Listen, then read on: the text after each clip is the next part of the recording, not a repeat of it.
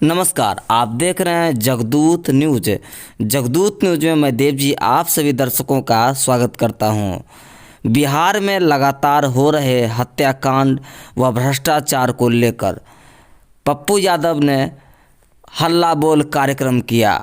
खगड़िया में आकर उन्होंने एक प्रेस कॉन्फ्रेंस कर वार्ता की और वार्ता में उन्होंने बताया कि कैसे बिहार सरकार हाई प्रोफाइल मर्डर केस में इन्वॉल्व होकर उस शख्स को छुपाना चाहती है और उनको बचाने का भी प्रयास कर रही है।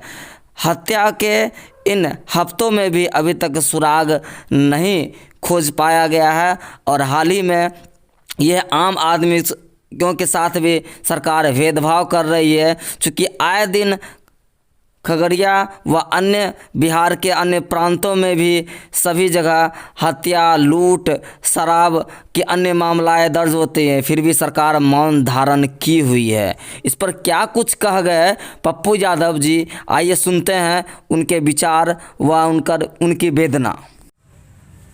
पहला केस है जिसमें अभी तक 7वें दिन के बावजूद उद्भेदन नहीं हो पाए। सरकार किस बड़ी मछली को बचाना चाह रही है? 7 दिनों के बाद भी आप किसी निष्कर्ष पर नहीं पहुंचे। इसके पीछे राज क्या है? हम किसको सेव कर रहे हैं? क्या यह घटना बॉबी हत्याकांड, गौतम शिल्पी कांड, अन्य कई घटना जो आज तक उद्भेदन नहीं हुआ, क्या उस का हिस्सा बन जाएगी? कई घटनाओं में एसआईटी जांच हुई, लेकिन उस एसआईटी जांच का कोई नतीजा नहीं निकला। लगातार द्वंद्वात्मक बयान, कभी पीएचडी, कभी सिंचाई, कभी लघु। मेरा 4 बहुत क्लियर मुद्दा है। रुपेश को मरवाने वाले कौन है?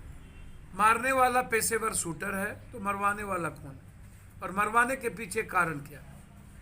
नहर का टेंडर जो 2000 करोड़ रुपया 2019 में, 18 में, 19 में जो टेंडर हुआ, दरभंगा से लेकर के मुजफ्फरपुर अन्य इलाकों में, क्या उस टेंडर के पीछे मुकेश की हत्या का राज है? क्या मुकेश की हत्या के पीछे पीएचडी का राज है? कौन है पीएचडी में? कौन आईएएस है जिसकी परिवार के साथ लंबा चैटिंग? कौन आईएएस है जिसका परिवार एमडी है, जिसके प्रमोशन में, जिसको बढ़ाने में इनकी भूमिका क्या थी? मैं बार बार कह रहा हूं कि यह घटना बिजली विभाग, सिंचाई विभाग और पीएचडी विभाग, ऐसे 3 एंगल पर हत्या का राज छुपा हुआ। क्या सरकार उजागर करेगी? क्या सरकार, कुछ डीएम हैं जो जिसके साथ बहुत घनिष्ठ लेन देन, कई मुद्दे थे रुपेश जी के, क्या सरकार उसको उस एंगल पर काम कर रही है? क्या सरकार को पता नहीं है कि कौन डीएम थे जिसका रुपेश के साथ काफी विवादास्पद परिस्थितियों को कई बार सामने देखा गया? सरकार उस पर काम नहीं कर रही। हमेशा दिग्भर में अमृत प्रत्यय जी,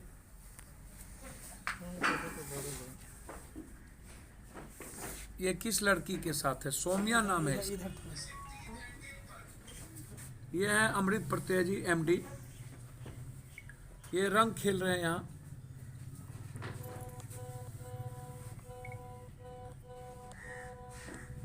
ये दूसरा है अमृत प्रत्यय जी, जिसमें ये विदेश लेकर के 6 लड़कियों को गए। इसमें अंजलि भी है, सोमिया भी है। आप सोच नहीं सकते हैं अंजलि की हत्या, अंजलि ने आत्महत्या क्यों की? इस वीडियो इसके लिए स्पेशल प्लेन से इसको मैदान। आखिर सरकार बचाना क्या चाहती? अंजलि का नाम उन्होंने लिया और 1 साल बाद अंजलि आत्महत्या कर ली बिना पोस्टमार्टम के। मैं अंजलि का जांच चाहता हूँ। अंजलि की हत्या हुई एक एई की, उसको स्पेशल प्लेन से दिल्ली ले जाया गया, मेदांता में भर्ती किया गया। यहाँ से 2 इंजीनियर को उसके लिए पोस्टिंग की गई। बिना मेडिकल के अंजलि को पूरा सरकार बिजली विभाग के द्वारा पैसा भी दिया गया। अंजलि की हत्या हुई या अंजलि आत्महत्या किया, क्या ये जांच का विषय नहीं है सरकार के लिए? मेरा सवाल बहुत क्लियर है। इसके पहले एक आईएएस जो पीएचडी में अभी हैं वो बिजली विभाग में थे। तो बिजली विभाग के बड़े बड़े टेंडरों में रुपेश कुमार जी के द्वारा पैसे का ट्रांजैक्शन क्या हुआ, कारण क्या है? वो ले जाते पदाधिकारियों को ले जाते हैं। कौन? जो बिजली विभाग के पूर्व एमडी थे, क्या नाम? तो दुनिया को पता है। मैं कई बार अमृत प्रत्यय जी का नाम बता चुका हूँ कि अमृत प्रत्यय जी आप बताइए ना कि क्या कारण है कि आप नॉर्म्स नहीं है, उस नॉर्म्स के बगैर आप इन लोगों को ले गए। क्या सरकार का खजाना लुटवाए नहीं आप? और कौन बचा रहा है इन लोगों? अंजलि जो एई की आत्महत्या उन्होंने की, उस केस को रफा दफा करने के लिए क्यों दबा दिया गया? उसकी जांच क्यों नहीं हुई? वो अपने घर पर मध्य प्रदेश में आत्महत्या किया, फिर स्पेशल फ्लाइट से उन्हें ले जाया गया। पटना से इंजीनियर को पोस्टिंग भी वहाँ पर उसके देख रेख के लिए, वो डेथ कर गया। उसका पोस्टमार्टम नहीं करवाया गया। तो डेथ के बाद पोस्टमार्टम किसके साजिश के तहत नहीं हुआ? और बिना पोस्टमार्टम के फिर उसको कंपल्सन कैसे दिया गया? जब पोस्टमार्टम नहीं हुआ तो ये लॉ कहता है क्या उसको कंपल्सन दिया जाए? तो क्या लगता है? उनके साथ आपको मैंने फोटो सौम्या का दिखाया, आपको मैंने विदेश का फोटो दिखाया कि विदेश इतनी लड़कियां गई। मेरा सवाल किस नॉर्म्स के तहत गई? लॉ जब नहीं कहता है तो उसको क्या ले जा सकते थे, ये मेरा सवाल। अंजलि की इंक्वायरी मौत की क्यों नहीं हुई? पोस्टमार्टम क्यों नहीं हुआ? किस स्पेशल प्लेन के, किसके ऑर्डर पर स्पेशल प्लेन से ले जाया गया? फिर पोस्टिंग 2 इंजीनियर की वहां पर कैसे हुई? मेरा सवाल, कौन ये कॉन्ट्रैक्टर है? और रुपेश जी के मोबाइल में किन किन से चैटिंग हुई, ये आप पब्लिक डोमेन में क्यों नहीं ला रहे? क्यों नहीं बता रहे हैं कि किन किन से चैटिंग हुई? कौन इसमें पूर्व मंत्री हैं जो रुपेश जी के द्वारा 2000 करोड़ के टेंडर में पूरा पैसा लिया? आप उजागर करिएगा ना कि कौन पूर्व मंत्री हैं। आप बोलते ही नहीं है। अब जैसे कटिहार डीएम से मेरा 4 प्रश्न है। पहला प्रश्न है कि 1 साल में कटिहार का डीएम 4 आर्म्स मजिस्ट्रेट को क्यों चेंज किया? कि सहायक थाना के अंदर ही इस सारे आर्म्स वाले का टेम्परोरी घर कैसे बन गया? जितने को ये आर्म्स दिए हैं अफसर कॉलोनी में ही टेम्परोरी घर दिखाया गया। और थाना 2, 70% थाना है सहायक और 30% थाना है टाउन थाना, जिसमें अपराधियों का नाम मैं कुछ लोगों का गिना रहा, जिसको लाइसेंस दिया गया, जिस पर 302 कितने मुकदमे?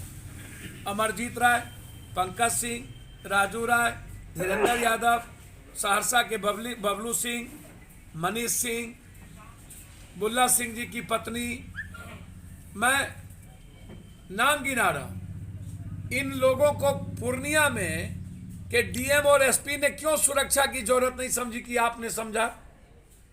और यदि ये लोग जिनके नाम से लाइसेंस दिए गए हैं तो मेरा साफ है कि आप 10 दिन भी इनके मोबाइल लोकेशन को जांच कराइए। क्या कभी कटिहार में रहे हैं?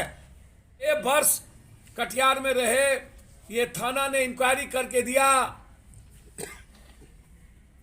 आप पुलिस की बात कर रहे हैं तो भागलपुर, पटना के डीएम, एसपी, बांका के, पूर्णिया के सहरसा के डीएम एसपी ने जरूरत महसूस नहीं की, इनको सुरक्षा चाहिए।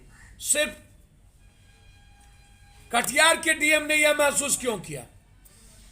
वो कह रहे मैं 70 एक ही मोहल्ले का। मैं यह नहीं कहूंगा कि वो डीएम गलत या वो गलत, लेकिन जांच का विषय है, और यदि अपराधियों को लाइसेंस दिया गया है तो इस पर कार्रवाई होनी चाहिए। कटिहार के डीएमओ ने अपराधियों को लाइसेंस दिया है, 3 लाख 2 लाख 4 लाख रुपया, इसमें एक लाइसेंस में 6 लाख रुपये तक लिए गए हैं। शराब माफिया,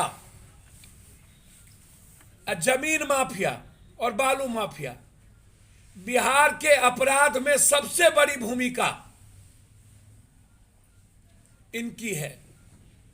4000 करोड़ रुपया का बजट था शराब का नीतीश कुमार जी का, अब 8500 करोड़ का बजट हो गया शराब माफिया का। वो पैसा थानेदार, पुलिस, नेता और अपराधी, तो अपराध कैसे रुकेगा? जब खगड़िया में जमीन का माफिया जमीन पर गिद्ध दृष्टि होगी, शराब माफिया का गिद्ध दृष्टि होगा। वो आज स्कॉर्पियो पर और फॉर्च्यूनर पर चल रहा है, 3 महला बिल्डिंग है।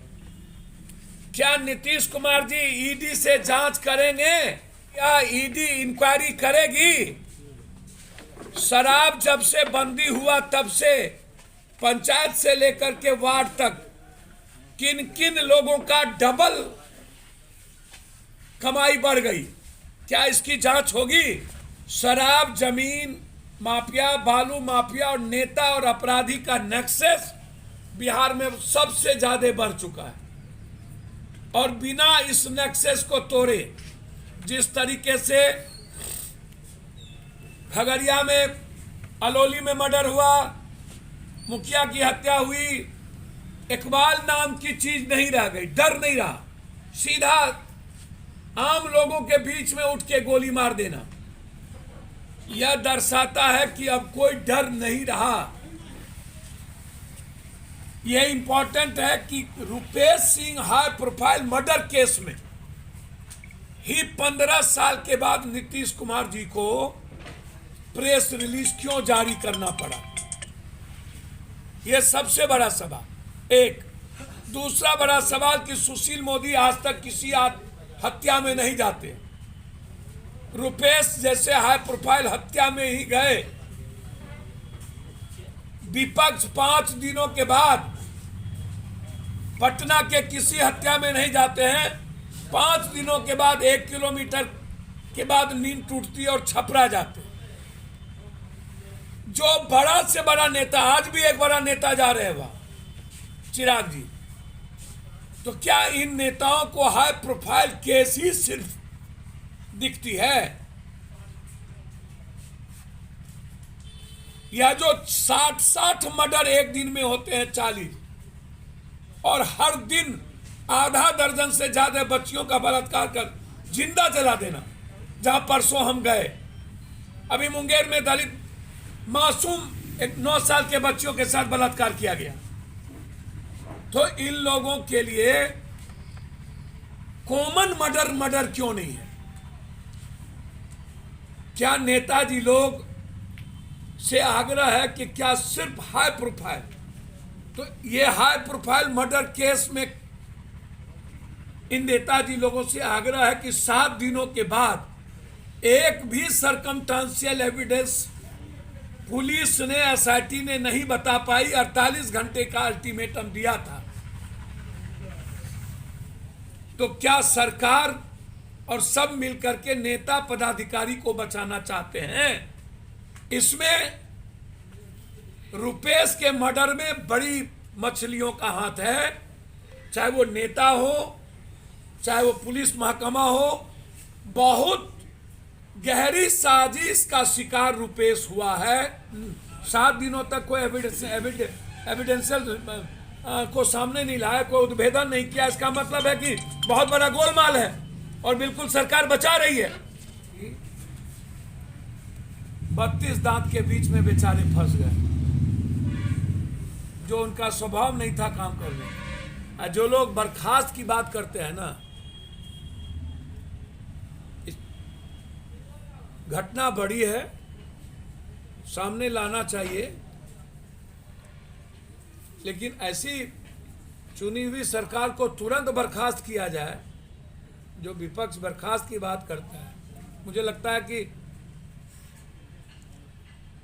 आखिर क्यों विलंब हो रहा है एक्सटेंशन में? मुझे लगता है कि विपक्ष को एक बार बीजेपी के दामन में भी झांक के देखना चाहिए। नीतीश कुमार विपक्ष को बड़ी याद आता है, बीजेपी याद नहीं आता है। सीबीआई इंक्वायरी था, कटिहार डीएम की पोस्टिंग हो गई। सीबीआई इंक्वायरी और भगोड़े थे एक पदाधिकारी, उसकी भी बड़े पदों पर पोस्टिंग हो गई। तो बीजेपी किस तरीके से इन्वॉल्व है कई सारी चीजों में, तो इसके लिए सिर्फ दोषी नीतीश कुमार ही नहीं ना है। आप नीतीश कुमार मुख्यमंत्री है इसीलिए दोषी है, उस अपने रिस्पॉन्सिबिलिटी से नीतीश कुमार नहीं भाग सकते। लेकिन बर्खास्त करो,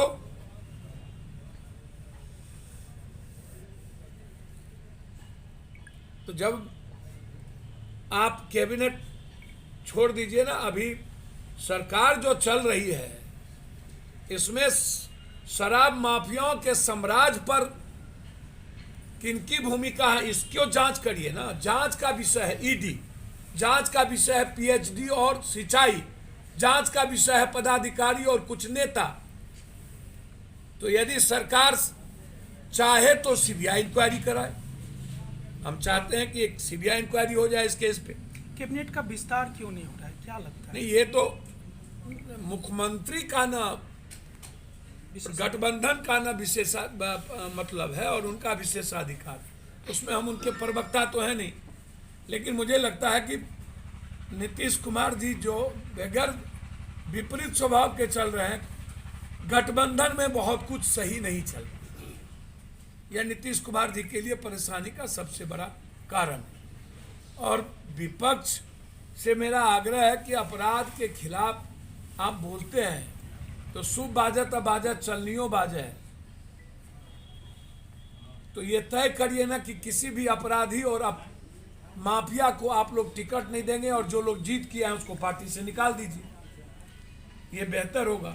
खगड़िया में भी अपराध का ग्राफ बढ़ते जा रहा है। 4 दिन पहले जहांगीरा बाजार में जो है एक बबलू मालाकार की हत्या कर दी गई और लूट भी लिया। तो क्या लगता है, क्या जिला प्रशासन को क्या? भैया मैं बार बार कह रहा हूँ कि डर नहीं रह गया, इकबाल नहीं रह गया।